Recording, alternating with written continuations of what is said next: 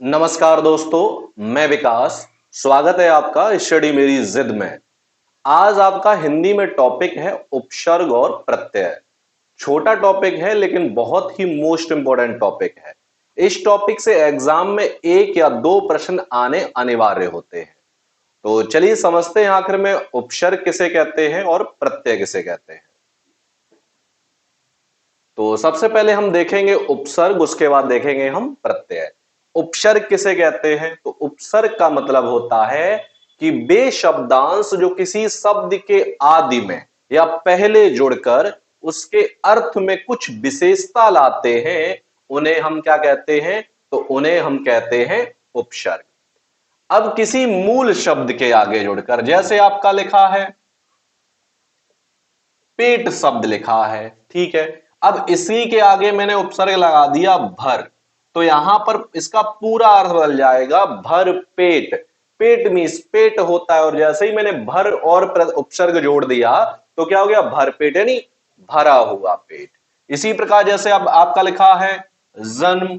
जन्म मूल शब्द है, और मूल शब्द के आगे मैंने यदि उपसर्ग जोड़ दिया आजन, तो ये अब आजन बन गया। आ शब्द जोड़ दिया। आ शब्द के जुड़ने से इसका जो अर्थ बदला है, तो क्या हो जाए? आ जन्म, यानी जीवन भर। जन्म का मतलब होता है जिंदगी, जीवन, लेकिन आजन्म जैसे ही आ जुड़ा तो उसके जुड़ने से क्या हो गया? जीवन भर, ठीक है, आजन।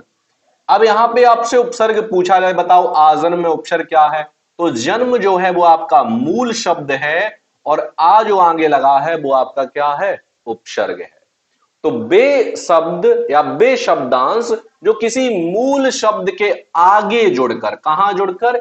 आगे जुड़कर या फिर आदि में जुड़कर उनके अर्थ में कुछ विशेषता लाते हैं, उन्हें क्या कहते हैं? हम उपसर्ग कहते हैं, ठीक है। जैसे प्रहार। अब प्रहार में उपसर्ग पूछा जाए तो उपसर्ग क्या है? देखो, हार आपका मूल शब्द है, और प्र बचा हुआ वो आपका क्या कहलाएगा? उपसर्ग। और शब्द के आगे जुड़ा है तो उपसर्ग है, ठीक है। आगे भी जुड़ा है प्र, ठीक है। इसी प्रकार अनुशासन। अब यहां पे मूल शब्द क्या है? शासन।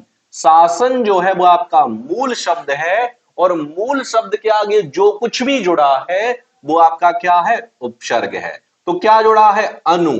अनु आपका क्या है? तो अनु इसमें क्या है? उपसर्ग है। यानी अनुशासन में उपसर्ग पूछा जाए तो बताओ अनुशासन में उपसर्ग क्या होगा? तो अनुशासन में उपसर्ग क्या होगा? अनु। इसी प्रकार भरपेट में, पेट जो है वो मूल शब्द है, और भर जो है वो आपका क्या है? उपसर्ग है। भाई मैंने पहले ही बता दिया है कि उपसर्ग हमेशा मूल शब्द के आगे जुड़ते हैं, ठीक है। बिन बादल। अब बिन बादल, बादल मूल शब्द है, और जो बिन आगे जुड़ा है ये क्या है? आपका उपसर्ग है।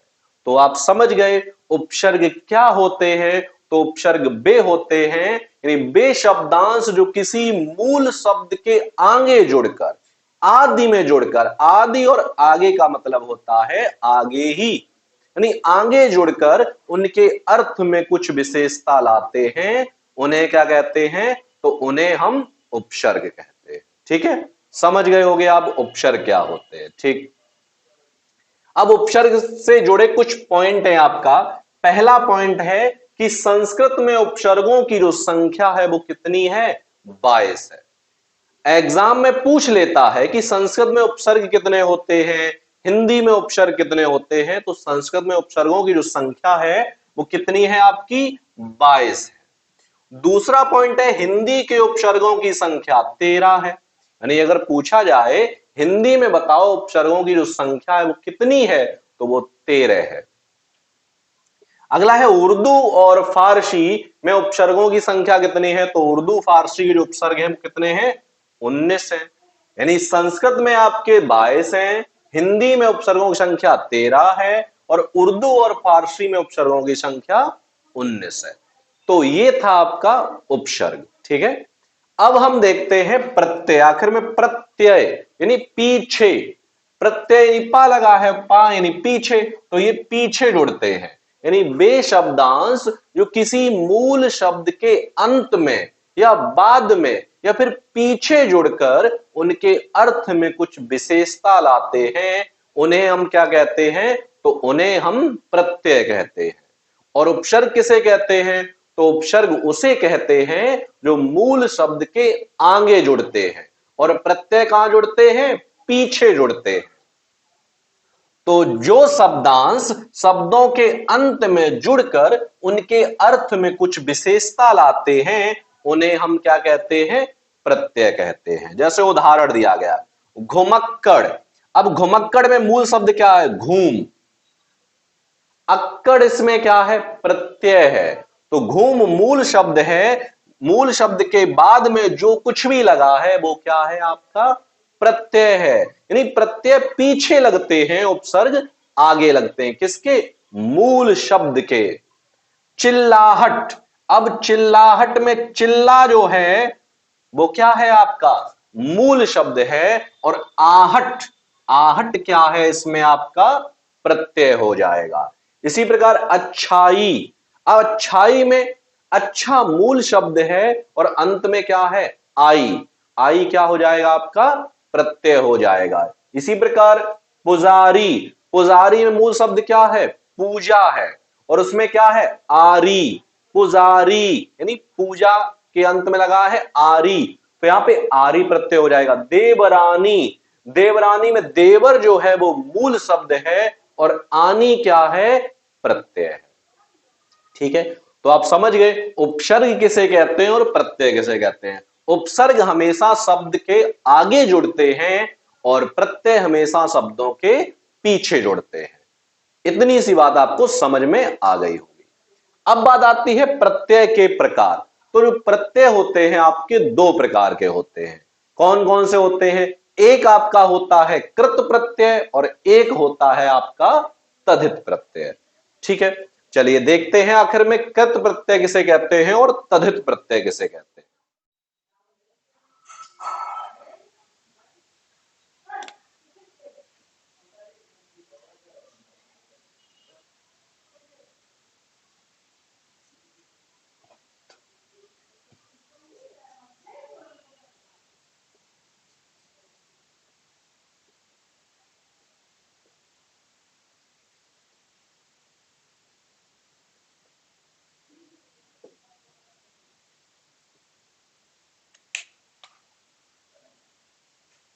हाँ, तो प्रत्यय जो होते हैं आपके दो प्रकार के होते हैं, एक कृत प्रत्यय है और दूसरा है आपका तद्धित प्रत्यय। अब कृत प्रत्यय और तद्धित प्रत्यय में अंतर क्या है वो भी समझ लेते हैं।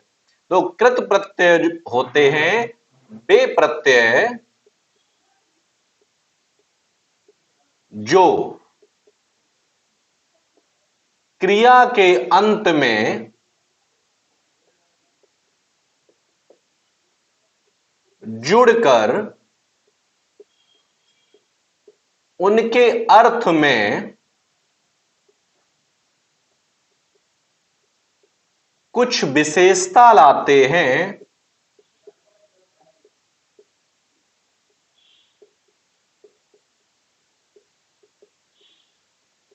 कृत प्रत्यय कहलाते हैं।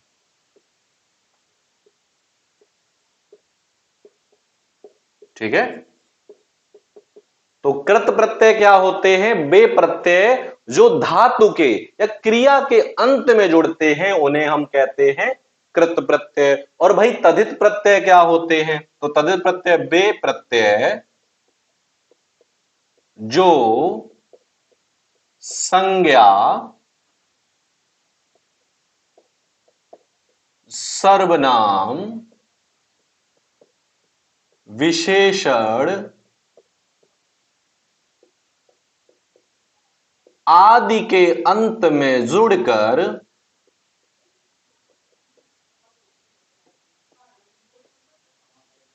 उनके अर्थ में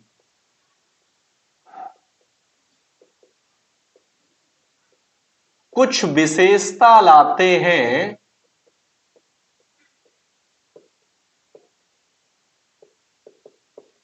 उन्हें तद्धित प्रत्यय कहते हैं।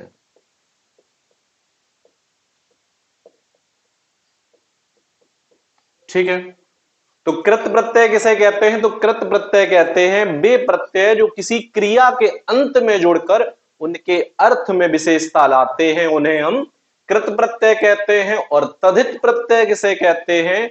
वे प्रत्यय जो संज्ञा, सर्वनाम, विशेषण इनके अंत में जुड़कर कुछ विशेषता लाते हैं, उन्हें हम कहते हैं तद्धित प्रत्यय। अब उदाहरण समझ लेते हैं। तो उदाहरण क्या है? जैसे आप यहां पे कृत प्रत्यय क्रिया के अंत में जुड़ते हैं, तो जैसे लड़ाई। अब लड़ाई यानी लड़ना क्या है? क्रिया है, तो लड़ाई आई प्रत्यय लगा हुआ है, ठीक है। इसी प्रकार आपका चिल्लाहट।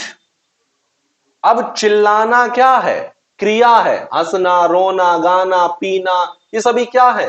क्रियाएं हैं। और इन क्रियाओं के अंत में, धातुओं के अंत में जो प्रत्यय लगा है उसे हम कहते हैं कृत प्रत्यय। लड़ाई में आई प्रत्यय है, लड़ना क्या है? क्रिया है। चिल्लाहट आहट प्रत्यय है, क्रिया क्या है? चिल्ला है, ठीक है। इसी प्रकार पढ़ाई, पढ़ा क्या है? यानी क्रिया है, और क्रिया के अंत में क्या जड़ा? आई। तो यहां पे प्रत्यय कौन सा है? तो यहां पे प्रत्यय कृत प्रत्यय है, ठीक समझ गए होंगे आप। अगला है आपका, इधर देखते हैं तद्धित प्रत्यय के उदाहरण क्या होंगे। तद्धित प्रत्यय को जैसे देवरानी।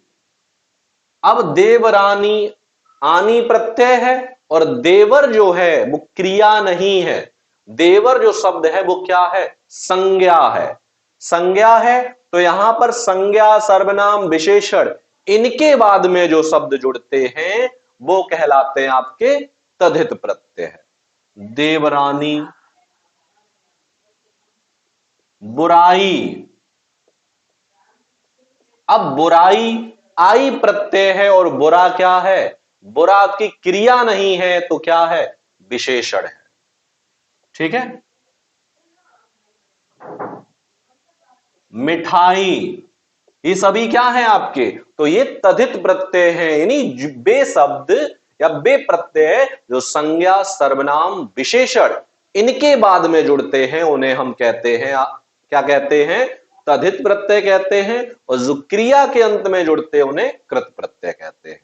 समझ गए होंगे आप। उपसर्ग किसे कहते हैं? फिर से बताते हैं। उपसर्ग प्रत्यय उपसर्ग कहते हैं वे शब्दांश जो किसी शब्द के आदि में या पहले जुड़कर उनके अर्थ में विशेषता लाते हैं, उन्हें हम क्या कहते हैं? तो उन्हें कहते हैं उपसर्ग। और प्रत्यय किसे कहते हैं? तो वे शब्दांश जो किसी शब्द के अंत में जुड़कर उनके अर्थ में विशेषता लाते हैं, उन्हें हम कहते हैं प्रत्यय। और प्रत्यय दो प्रकार के होते हैं, कृत प्रत्यय है और दूसरा है आपका तद्धित प्रत्यय। कृत प्रत्यय क्या होते हैं? तो कृत प्रत्यय होते हैं जो क्रिया के अंत में जुड़ते हैं, और तद्धित क्या होते हैं? जो संज्ञा, सर्वनाम, विशेषण के अंत में जुड़ते हैं, उन्हें तद्धित प्रत्यय कहते हैं। तो ये छोटा सा टॉपिक था, बहुत ही मोस्ट इंपॉर्टेंट टॉपिक है, और उम्मीद करता हूं कि आपको ये टॉपिक बहुत अच्छे समझ में आया होगा। और इसी के साथ मिलते हैं हम आपको अगले वीडियो में नए टॉपिक के साथ। तब तक के लिए धन्यवाद।